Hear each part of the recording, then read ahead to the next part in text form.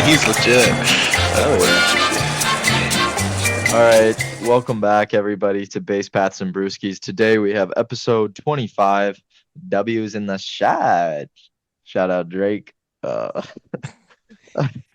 shout out Toronno. Oh, we're gonna be. Oh, what's going on? There we go. Oh man, we're gonna be sipping on water again. Lame, but trying not to overload with the carbs of beer. So gonna hit the water. Again, kind of boring. Player spotlight. I threw in Carlos Rodriguez. I made this before his or right after his start came out. Or we got to see what he did, and I mean, it was a weird one for me. It was hard to react to this. Like, I was really excited to see what he could do. 22-year-old pitcher, and then it was just kind of like I don't know. It wasn't like he had a Robert Gasser first start where it's like super impressive, and it wasn't like he got blown up or anything either. Like it was just like super mid. And so I don't know how to feel about it because it's like at least like if he balls out, then it's like, oh, well, he at least had one great start. And if he like totally shits the bed, gives up like 7 in a third of an inning, then it's like, well, there's only up from here. But this was just kind of like so mid that it's like I don't know what to expect next. So do you have any input on Carlos Rodriguez? Yeah, not really. Yeah, just kind of reiterating what you said. It was just very middle of the pack. It was very much so like a Colin Rea type start. Yeah. Early season Colin Rea. It was just Yeah. very mid. Didn't give up a whole lot, but he was hit hard. Yeah. It was just a lot of times right at people. I mean, 7 hits and 3 2/3 isn't great, but I mean, it wasn't ugly. Right. I mean, I know he had a rough start to the year in Nashville and then started to even it out pretty good. I think like his last 5 or 6 starts or something coming into the show, he had like a two something ERA. So he was showing a lot of improvement, but I mean, I don't know. We need some kind of pitching help, and whether he's the next guy to call up, I don't know. It might be a bit rushed, considering that he's like a month older than me. It's kind of crazy. Um, Don't say stuff like that. I know it's so weird. Don't say stuff like I know, but anyway, yeah, I don't know. I hope he starts. I think he's currently like would be slotted to start Monday. I think is it the Angels we play then? Um, I don't know. I think that's his current start date that would be next in the rotation. So whatever. I don't know. Not much to talk about with this player spotlight, really. I mean, the double zeros was kind of the coolest thing I saw from his start.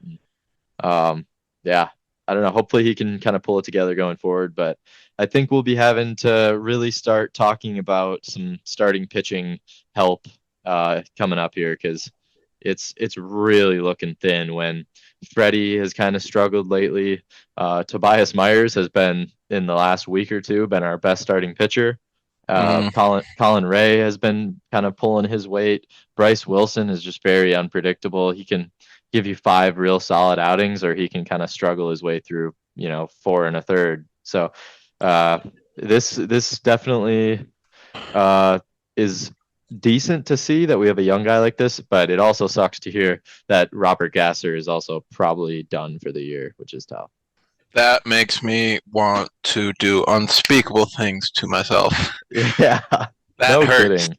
That Yeah, hurts. yeah, that's a yeah. I'm gonna need a hotline once I heard that.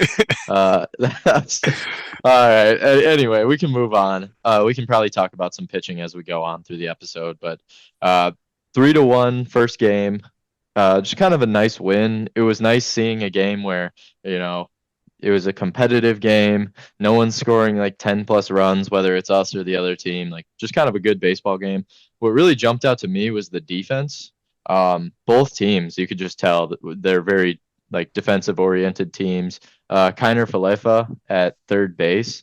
I mean, he can play like every position pretty much. He came up as like a catching shortstop outfield corner infield. Like he plays everywhere pretty much, and he made a bunch of plays.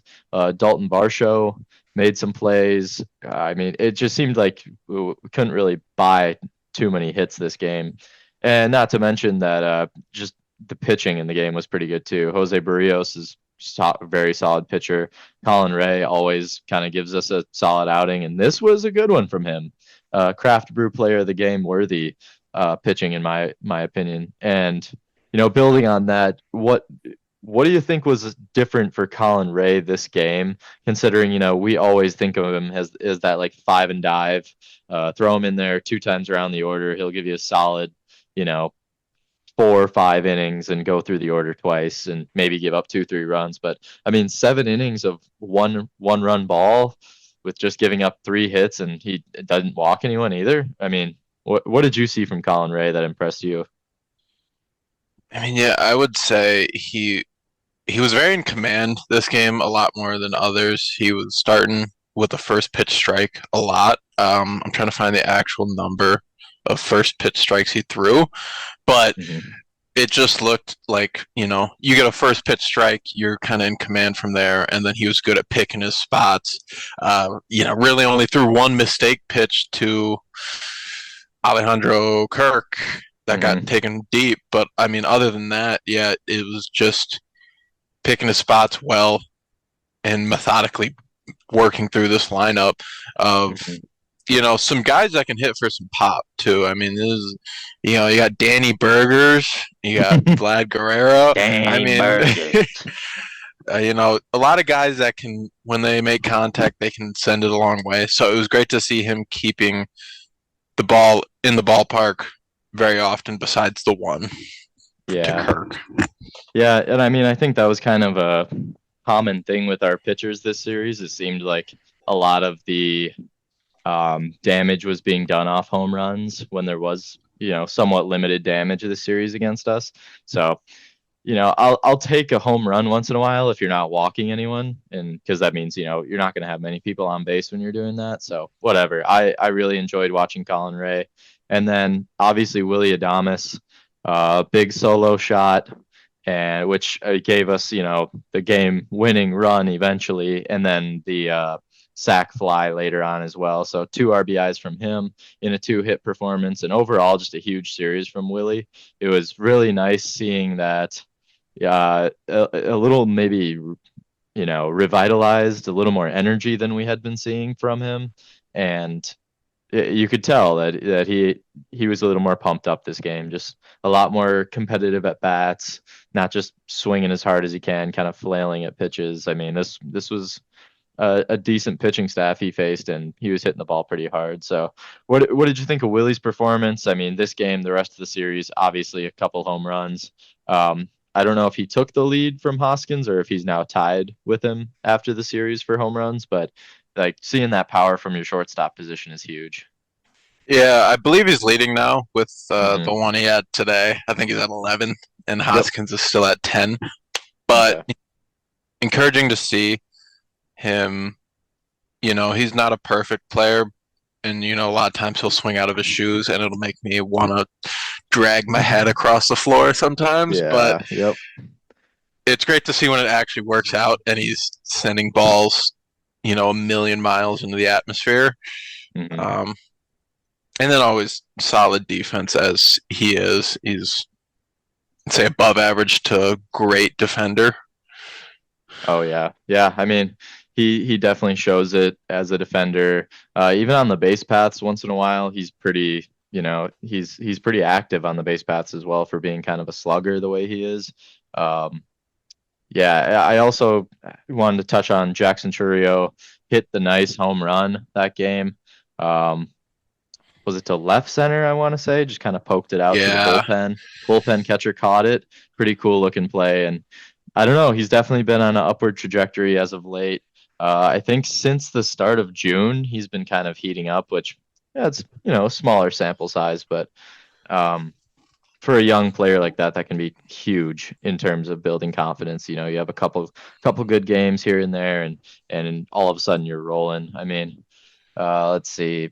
Yeah, he's had Yeah, a he went. in his last 5 games, he's had a hit in 3 of them, 2 hits in one of them. He's been hitting some long balls, hitting for power. So, yeah, it's been good to see from Churio for sure.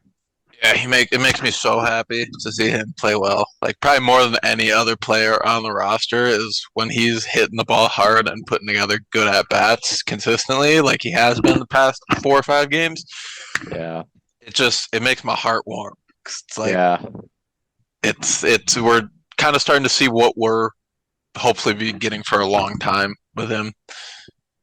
yeah. I mean, it was a huge investment with him, and you know, it's really like you said, kind of starting to, we're maybe starting to peek into the book that we bought, and hopefully, we can judge the book by its cover the way we did by giving him such a big contract. So Yeah, otherwise, from this game, I mean, obviously Churio on the offensive side, along with Adamas, it wasn't a ton. I mean, really struggled. I don't think we had any hits with runners in scoring position until I want to say the game 3 of this series. I don't think we had any this series, but um, obviously when you pitch the way that, like the team did, Colin Ray, 7 strong, and Pyoms and McGill. I mean, that's kind of like we talked about a few episodes ago. When you can have that lead going into the 6th, 7th inning, or in this mm-hmm. case the 8th inning, and have a bullpen that goes out there and it's shut down from there. Like that's just a really good freaking feeling, especially when your team isn't, hasn't been scoring, especially with runners in scoring position. So it's nice to know we have that little insurance there. But anything else you want to add before we kind of wrap up this one and move on to game 2? Mm-hmm. Uh, First shout out to Trevor McGill. There'll probably be another one later, but consistent as always. Uh, Mm-hmm. Stud closer. But yeah. Yeah, I mean, probably didn't expect this role going into spring training, and now picked up his 10th save in this game. We'll kind of touch on him in game 3. Picked up his 11th save, I believe, of the year. So we can move on to game 2. We were shut out 3-0. Um, yeah, this one wasn't super exciting to watch. I'm pretty sure it. You can fact check me if you want. I'm pretty sure it was 0 for 12 with runners in scoring position this game. Yes, I So, think the first 3 innings we had runners on first and second, or second and mhm, third, and we could not score in any of the 3 innings. And it's just, yeah, it was a rough frustrating. for runners in scoring position, especially when before this we were so good at it. Besides when bases loaded, we were one of the better Yeah, teams with runners in scoring yeah, position. Bases yeah. loaded situation, that's a whole different thing.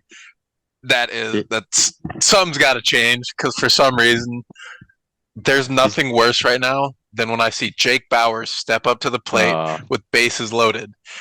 yeah, I dudes, would but bet, he gets a lot of opportunities. A and I lot of would, opportunities. and I'll bet every single time he strikes out, and I'm usually right.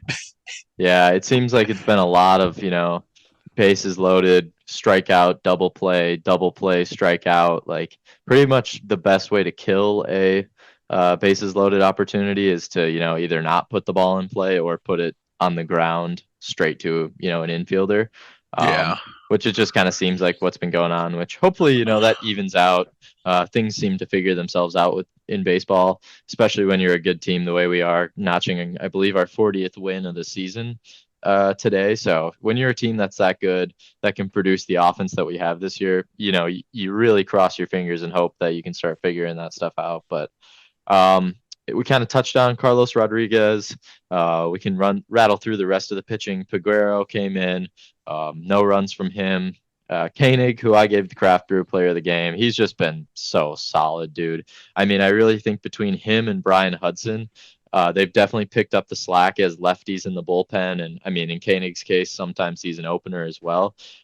Definitely picked up the slack for Hobie Milner, who we saw today has been struggling oh this god, season. it gave me a heart attack. Yeah, yeah, he definitely yeah, he's been not the typical Hobie. He'll have stretches of being lights out, and then it's like a couple games where he gets knocked around and elevates that ERA. That's, kind of tough on relievers when you have an ERA, because you have one bad inning and it shoots it up like 2 runs. So, but and Yeah, then rounding out the bullpen, Paredes this game gave up a run as well. It was kind of it felt like we were at a time of we just kind of knew our offense wasn't going to be scoring. I think we had a double late in the game. I can't remember who that was, but it just seemed kind of like the game was dead. I think a big moment that definitely summed up our offense in this game was I'm pretty sure it was either first and second, or I don't know if it was bases loaded. We definitely had runners on. Reese Hoskins gets a fastball right down the middle and misses it by a centimeter and pops it out to center field. And I mean, Yeah, I remember that. that's a pitch Yeah, he it's crushes over the fence 9 out of 10 times. And it just was one of those games where it's like, yep, just a bit, just by a hair. And I mean, that's baseball for you though. Like that's what I mean by saying, things even themselves out. That definitely sometimes that goes your way, sometimes it doesn't. Just happened to not go our way this day, really. yeah, regression to the mean. It'll come eventually. We've Yes. been, I think it's borderline historically bad with the bases loaded. Like it's Yeah, bad. yeah, it has been tough to watch. That was a really tough one because it was like, if he puts it over the fence, that's a game-changing play. Like any home run really is a game-changing play, but I mean that one really would have been, Grand you slam know, is just a demoralizing home run to get. Like that's yeah. I mean that's like a +4 in Uno kind of thing when you just shit on the other yeah, team, like I especially in don't a know. low scoring game like this. I mean, it was Right. 2-0 at the time that he hit that fly ball out, and it's like that flips the game completely over. Yeah. Yeah. And I mean, credit to the Blue Jays pitching staff this game. I'm not super familiar with a lot of these relievers. Garcia, I had heard of, came in and closed out the game. He shut us down at the end of the game, striking out 3 of 4 batters. Um, but Kikuchi, besides having a higher pitch count, was pretty lights out. I mean, he kind of a weird arm slot, I believe, lefty, with a real weird delivery. Like I can't imagine having to, yeah, lefty. I can't imagine having to hit his delivery. It's like 97 at your knees every time. Like that's a tough pitcher. And Pat Murphy kind of gave him his props after the game, from what I could hear. And I mean, that's kind of what you have to do. Just tip your cap and show up the next day. And kind of Yeah. what we did. So we can move on to the happier game of Game 3 that occurred today. Do you have anything else you want to mention about this game? I believe Anoli gave up his first run in game two of Yeah, the year, and that's real sad. But yeah. I for, mean, this we, dude's a stud, though. yeah, forward we move on to the next Yeah, appearance. yeah. From Inoli so far this season, 10 2/3, and that was, yes, his first earned run. So, See um, it. whatever. I mean, it's bound to happen. I'm sure he'll have a blow up at some point too, but that's fine. We just produce these high leverage relievers like nothing. So, 5-4 game today should not have been this It close. should. It should have been. This score is not very indicative of how what 95% of the game went. I mean, we definitely took over. It was the all the runs in the 6th inning, I believe, just a huge 6th inning rally, or was it a little spread out? No, it was all sixth. It started with the steal, the double steal there.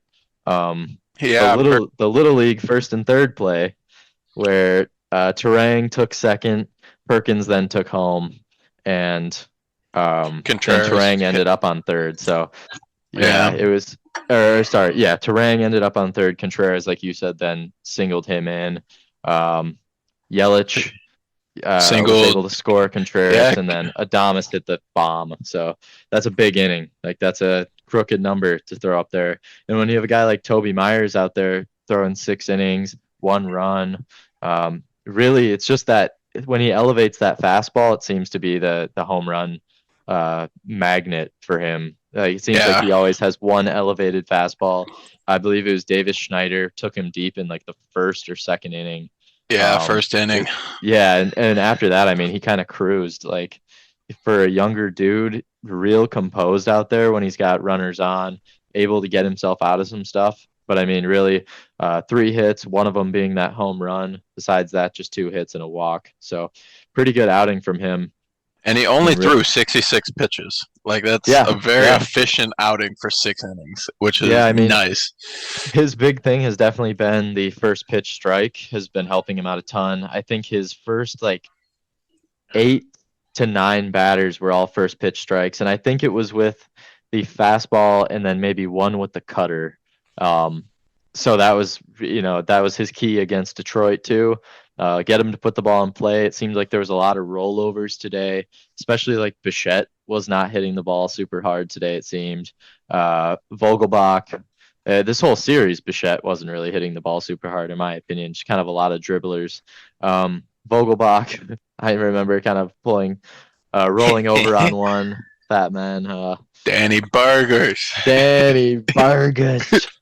Watching him run to first is a treat, man. Yeah. Uh, what a guy. But yeah, I mean, this was a pretty good game for us up until Hobie stepped in, gave up the 3 runs, and we were still able to hold them off with the aforementioned Trevor McGill with his 11th save. So, what kind of stuck out to you in this game? And if you had to give me a couple, highlights in your opinion, or bigger game-changing moments, what kind of comes to mind for you?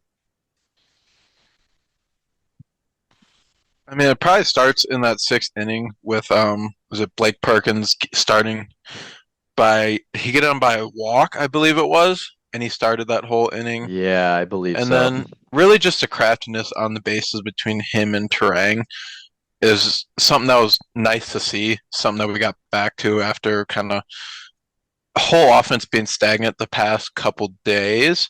It was nice to see us getting back to that kind of small ball, aggressive on the base pass. I mean, even Contreras had a steal in that inning to get into Yeah. scoring position. And then it was nice to see the top of our lineup, hitting with runners in scoring position. It's kind of easy to pick on the guys at the bottom of the lineup when things are going to shit Yep. because they're at the bottom of the lineup. They're usually not held to as high of a standard, but when Terang, Contreras, Yelich, Adames, Hoskins can't do much to really get going at the start of the game. It's really tough Mhm. for the offense to recover. So, Yeah. a 3 for 4 day out of Yelich is nice to see. 1 for 5 out of Contreras with the RBI. Um, Overall, a good bounce back win after Tuesday.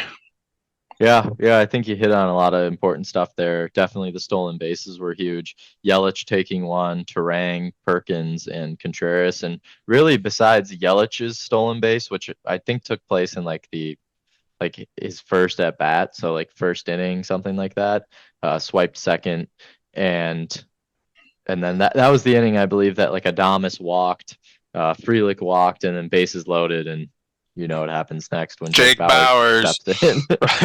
Oh, Jake yeah, Bowers. yeah. So I mean, God. that's really the only time we had a stolen base that didn't lead to a run, which Mm-hmm. you know, not only are we stealing and not getting caught, but we're also um, stealing and actually making an impact with those opportunities. So Churio with 2 hits again this game. I think he's, definitely his batting average is coming up, and I know a batting average is not always, the best stat to measure a player by, but his OPS is climbing as well. He's definitely been hitting for power. This game, I think just 2 singles, but still getting on base is nice. Frelick's kind of doing his thing. Was able to continue that rally a bit with the bunt single and try Before and make Jake something Bowers happen. comes up. Yeah, so I mean, like, those guys, like you kind of said, they're doing their job at the top, and now it's kind of time to really figure out, who's going to plug into these spots lower in the lineup. Obviously, Hoskins is a guy who we want out there more. I'm really kind of, starting to open the Tyler Black speech Yes, I here. was just about to say, let's get Tyler Black up and at least maybe DHing or something because Yeah. it's no offense to Jake Bowers. He's had Oh, his love him. moments. Yeah. Yeah, he seems like a really cool dude. I just can't handle the take swing out of your shoes first pitch, take Hmm. strike 2 down the pipe, and Yeah. then pop out or strike 3, and Yep. it's brutal. It's Yeah. I think the same can be said for Oliver Dunn in a sense. Both lefty bats, kind of like Tyler Black. And when I'm thinking what's the corresponding move when you call up a guy like Tyler Black? I really kind of start narrowing it down to those two guys. Besides them, I mean, obviously, Andrew Monasterio is a guy who's had his struggles this season, but he's a righty bat, can play pretty much every infield position. We saw him play first base, I believe, in the Detroit series. So a huge util guy like that. So you really start looking at Bowers and Dunn, and Tyler Black's been tearing it up in AAA. So you can't keep him down there. Like he doesn't have much more to learn. Like I mean, he showed he was ready for the show too. So Lean really towards a kind of guy to hoping to see send him. down. I mean, I'd probably lean towards Dunn. I mean, at least Bowers kind of brings that power upside to Hmm. his with all of his negatives. But I mean, Oliver Dunn just most of the time, what does he do? Yeah. Like he's a great defender, but offensively, he doesn't stand out too particularly well. You'll take a look at his Savant page if it will load. Yeah, I'm sure he doesn't even have much that's like qualified in terms of measuring percentiles, Not but qualified in anything. yeah. He's but not very good at barreling up the balls, hitting them on the sweet spot. His Hmm. K and whiff rate are extremely low. Yeah. I mean, yeah, there's Yeah, I mean, I think there's just a lot he could go work on in AAA as compared to Tyler Black, who seems like he's kind of maxed his time out in AAA. So I think to me that's a very logical switch. You kind of have it will be tough for sure with Joey Ortiz potentially spending some time on the injured list if his hamstring isn't gonna cooperate. So I hopefully he can kind of figure believe that out. I believe I saw a tweet that said I think it might have been like post game interview that Ortiz should be good to go for Friday for the Okay, first cool. game of the Red Series. It doesn't Yeah. appear to be anything super serious yet. Hmm. Um, but yeah, I hopefully he doesn't have to spend much time, if any, on the IL because he's proved to be quite a key piece both offensively and defensively. Yeah. And with him in the lineup, it would probably make more sense to call Tyler Black up versus having to put Tyler Black at third or try to move somebody around because Yeah. Tyler Black's defense isn't quite there yet. He's not a great defender, Yeah. but Yeah, I think but he can hit the ball for sure. I mean, yes, and he's got that's great bat skills, so and I think um we'll take the offensive output a lot more than him, maybe booting a ball here and there. Like it's yeah. score more runs, you know, always is king. Yeah, yeah. And I mean, when you're surrounded by like Adames, Terang, Ortiz, outfield full of Gold Glove potential kind of guys, Mm, Contreras behind the dish being a pretty average defensive catcher, which is honestly a compliment. Um, I mean, and with the pitching staff we have, I think that having one guy or potentially two out there who are I don't want to say liabilities on defense, but definitely not up to par with some of the other guys. I think that's okay. You have to kind of pick and choose. And some of these guys like Dunn, Monasterio to me are kind of starting to hit that threshold of like, okay, your defense is good and you're a good athletic player, good team player, uh, good platoon kind of guy, but starting to kind of hit that point with the OPS and the batting averages and it's starting to look like not sustainable for a team that hopes to push far in the playoffs. So I don't know if that's yeah, a I don't know if that's a piece we go after or if it's a Tyler Black kind of gets pushed into the lineup. But I mean, I think there is something to be desired a bit there still in our lineup. I don't think we have a full, complete, top to bottom lineup yet that can compete with teams like the Dodgers and the Braves. Braves aren't even really Braves kind of as good stink as this year. maybe the Phillies is what I mean to say. Phillies and Dodgers are probably the top. If we want to make Yeah, potentially make it out of the NL, we're gonna yeah, have to and go then I through mean like one of those guys. yeah, I think I saw today if the playoffs were to start today, it would be we'd play the Giants, which not super concerned about that. They obviously have some good pitching there, but and then it'd be LA. So I mean Tough that's a matchup tough anyway. yeah. Yeah. Yep. Yeah. Yeah. I mean, I'm kind of good with this game. Is there anything else you wanted to throw in there while No, we're wrapping it up? Yeah, No, just good. another props to Trevor McGill, best closer in the league. Yeah. I won't, Yeah. and Brian Hudson, best reliever in the league. I won't hear Oh anything yeah. else about it. It's Hmm. about time to start pushing some, nasty agendas on Twitter. Yeah, yeah. I saw it. Oh man, funny picture Is it the on one Twitter. about Brian Hudson changing your life? Like, Yeah. thank you for Thank you changing for my changing life. my life. I'm literally Brian Hudson. Those crack me up for some reason, but anyway, let's move on to the series awards. I went BNB MVP with Tobias Myers, just two really good starts in a row. I think he deserved more credit than just being the crafty pitcher. He's really kind of stepped into being one of our most reliable starters in kind of an instant. He was a guy like Carlos Rodriguez, who I was like, yeah, he might come up for a start or two and then probably have to go back down at some point. But if he can keep pitching like this, or even in the realm that he's in right now, keep him up. Let him throw. Let Yeah, him throw. He's a young dude. He's got a lot of bullets left in his arm there. So let him go. Barrel blaster. I went Willie Adames just because he seemed to be having a lot of the big clutch hits. He's hitting the ball hard, and it's just nice to see him put a couple over the fence. That is kind of his forte, his game, what he's known for as being a power hitting shortstop. And seeing him put two in one series was, excuse me, really cool. And then crafty pitcher, I'm sure you'll agree with this one. Trevor McGill, just such a yeah, reliable closer now. Did not see that coming. Didn't have it on the bingo card necessarily that Trevor McGill would be, double digit save guy for us. But with the Devin Williams injury, the Abner Uribe theatrics, if that's what you want to call it, I think that Trevor McGill has definitely showed a very mature approach to being a reliever, and it's got to be a very hard task doing that. Um, and then last award right now on the come up, Jack Centurio. Right now on the come up, he's been playing good the past since June.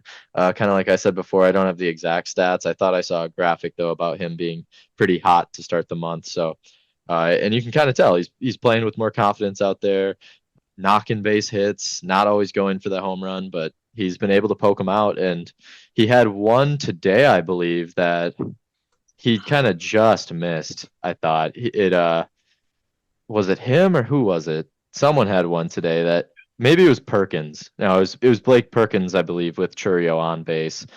Perkins had one kind of come off the end of the bat, and he still almost muscled it out. But anyway, Churio definitely playing a lot better. So, anything you wanted to add to these? Possibly any changes? Any other awards you wanted to hand out? nah. I think these are all great picks. No argument from me. Sweet, sweet. Let's roll through to the BNB trivia. How many of the Blue Jays position players that face Milwaukee played their high school ball or are from the great state of Wisconsin? Is it 0, 1, 2, or 3? Ooh, I want to say it's two. I know one of them for sure. Okay, you Ac- want to throw Actually, names? I know both of them, but I don't know if Okay. there's more. I am gonna say I know one is Danny Jansen, Hmm. and then I want to Shout say the out other. JRB. Yes, sir. And then the other is Dalton Varsho, if I remember Yep, correctly. yep. Yeah, so Let's go. Barshow, I think, was from Marshfield, what I saw. And Yeah, then Jansen, not off the top of my head, Appleton, it looks like he played. Appleton. So yeah, two Wisconsin dudes.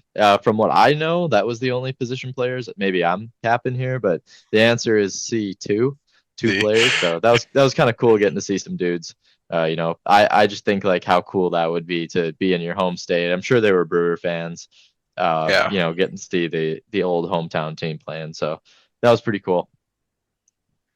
Next, we got the Reds coming to Milwaukee, I believe. Is that correct? I think they're coming here. I believe so. Yeah, they'll be here. Okay, cool. I think they're still playing a game right now. So when I made the graphic, their record was 32 and 35. So I don't know if they finished up. Let's take a look. And yes, it looks like they won. So they are 33 and 35. Which I think I mean they're kind of like still competing somewhat in the division, which is funny because besides us being in first place, Pittsburgh is 6.5 games back, and all other teams are 7 games back. So I mean, it is, the bottom feeders are definitely fighting each other off pretty good. Meanwhile, the big dog swimming around, eating all the big fish. Shout out Nom, nom, nom, Milwaukee, nom. man. Yeah. Yeah. I got some projected starters for this red series. Let's hear it. Look, game 1 on the bump looks like it'll be Freddie Peralta for the Brew Crew and then Hunter Green for the Reds. Oh, okay. Game 2 on Saturday, 3:10 p.m. will be Bryce Wilson for us and left-hander Andrew Abbott for the Reds. I think that Saturday game is a big time sleeper Jared Koenig opener. Calling it now. I'd be down for that. And then Sunday to wrap it up at 1:10 p.m. we'll have Colin Rea on the bump against Frankie Montas, who, if I remember, gave us had a good start against us last time we played them, unless I'm thinking of somebody else. No, I'm pretty sure you're right. I'm pretty sure he pitched pretty good against us his last start. So currently, Frankie, 55 1/3, 4.55 ERA. I kind of thought he was having a better season. Maybe kind of taking a bit of. It looks like his last 5 starts, he's given up 3, 4, 3, 0, and then 4 earned runs. So only went an inning and a third in his last start. So maybe we can get to him a little bit here. Hopefully he doesn't come in with some vengeance against us. But anyway, the BNB beer request. If you have any beers you've been dying to try, if you have a go-to beer that I need to try, comment or reach out on any of the socials listed below with what I should drink next. I think that's it. Any closing remarks from you, Dom? Fuck Tommy Pham. That's for life. Other than that, true. Chris Martin good. too. Yeah, Chris Martin too. Who else? Jeff McNeil. He's still a bitch. For real. You got a lot of them out here now. Yeah, with the Bad News Brew Crew. Yeah, the Bad News Brew. All right, guys. Thank you for listening, everybody, and have a good one. Peace.